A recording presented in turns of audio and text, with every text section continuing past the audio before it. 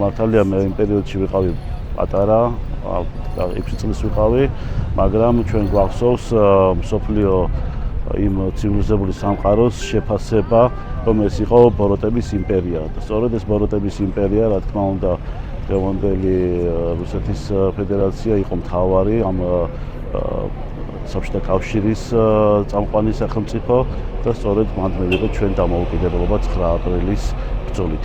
ეს არის დიდი გამარჯვების ჩვენი ქვეყნის დამოუკიდებლობის დღე და ამავდროულად არის დიდი ტრაგედიის დღე.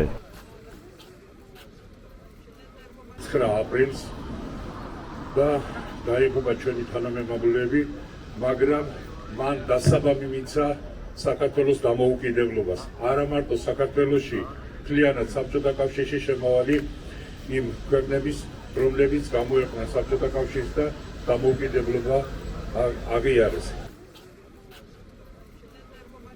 9 აპრილი ჩვენში და ჩვენს ქვეყანაში არის ორი დატვირთით წარმოდგენილი.